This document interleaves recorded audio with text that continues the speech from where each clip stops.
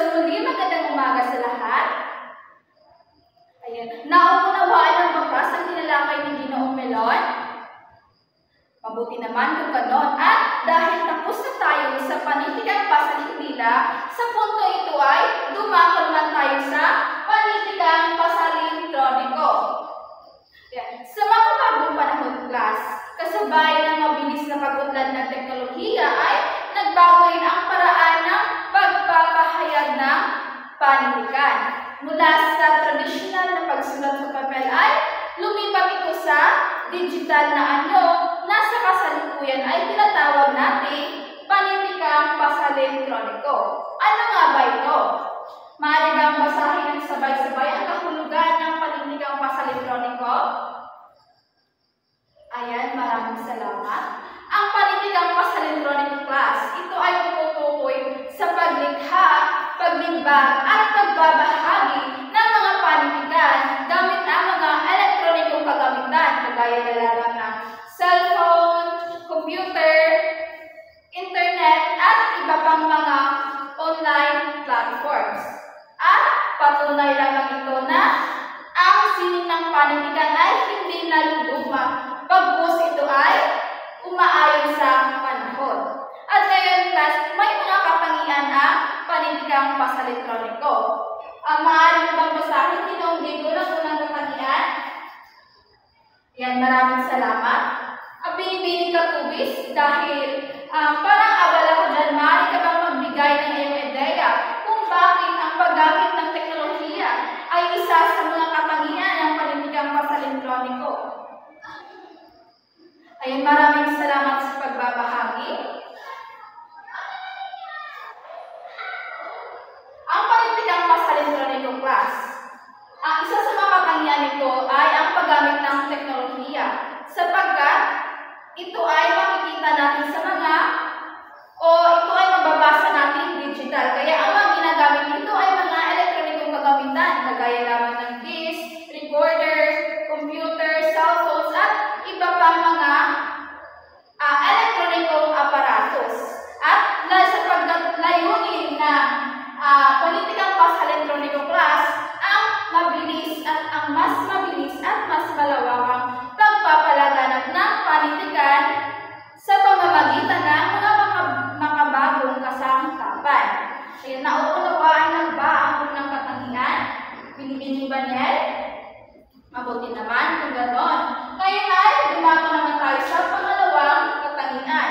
At ito maaari bang basahin ng sabay-sabay? Maraming salamat. Ang pangalawang katangian ay ang anyong elektroniko. Ang mga akda, class, sa panitikang pasalintroniko ay nasa anyo. Ito ay nasa elektronikong anyo, katulad na lamang ng e-books, online articles, at iba pang mga online platforms. Hindi na ito nakalimbag sa mga papel o hindi kagaya ng una na mababasa natin sa papel. Sapagkat ngayon, sa mga bagong panahon ay mababasa na natin ito sa digital gamit ang ating mga gadgets kagaya lamang ng cellphone, tablets, computer at iba pa. Nauunawaan lang ba? Abutin naman. Ngayon ay dumako naman tayo sa pangatlong katangian at ito ay ang makabagong paraan. Sige, binibining Elijah, maaari ka bang makapagbahagi ng iyong ideya kung bakit ang panitikang pasalintroniko ay isang makabagong paraan? Maraming salamat sa pagbabahagi ng iyong ideya. Ang panitikang pasalintroniko, class, ito ay isang makabagong paraan sapagkat ito ay kilala bilang ikatlong uri ng pag-uuri ng panitikan. Dahil ano nga yung una?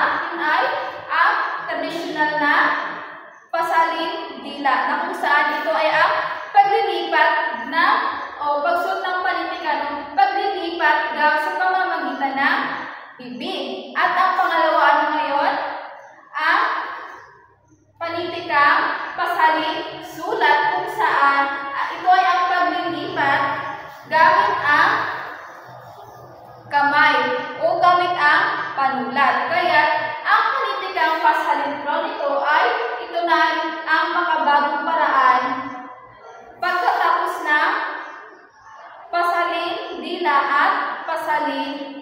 sulat. At ito ay lumitaw dahil sa pag-unlad ng teknolohiya at naging alternatibo na rin ng tradisyonal na paraan ng pagbabahagi ng panitikan o tradisyonal na anyo ng panitikan. Nauunawaan ng ba kung bakit makabagong paraan ang panitikang pas-elektroniko? Kung gayon ay tumungo naman tayo sa panghuling katangian at ito ay ang paggamit ng internet. Class, isa sa mga pangunahing katangian ng panitikang pas-elektroniko ay ang paggamit ng internet bilang medium sa pagbabahagi.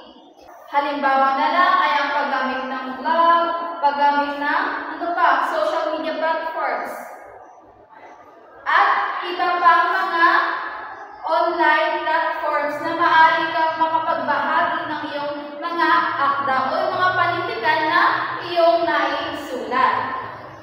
At sa paraang ito ay sa pamamagitan ng paggamit ng mga social media bilang medium ng pagbabahagi ay mas mabilis at mas maraming tao ang naaabot ito. Nauunawaan mo ba? Kung gayon ay may mga halimbawa o ito ang mga halimbawa ng panitikang pas-elektroniko. Una na rito ay ang e-books o ito ang mga aklat na mababasa natin online o mga aklat na mababasa natin sa internet gamit ang ating mga gadgets. Ngayon ang ilan pang halimbawa dito ay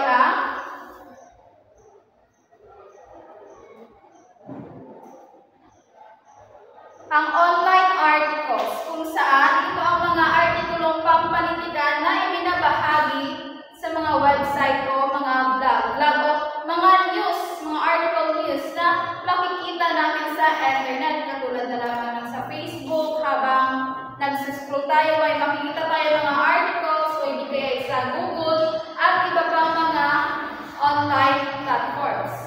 At ang pangatlo ay ang digital na pagbabahagi. O ito ang pagbabahagi ng mga ating mga naisulat na mga akda sa online at sa online platforms at mga elektronikong kagamitan. At naunawaan ng baklas? At sa kabuuan, ang panitikang pas-elektroniko class ay patunay lamang ito na ang panitikan ay buhay at patuloy na umuunlad. At sa pamamagitan ng teknolohiya ay mas napadali o naipapahayag at naipapasa ang damdamin o makadamdaming panitikan sa mas mabilis, mas malawak at mas malikhaing paraan. Naunawaan lang ba? Kung ganun ay dito nagtatapos ang ating pag-uulat.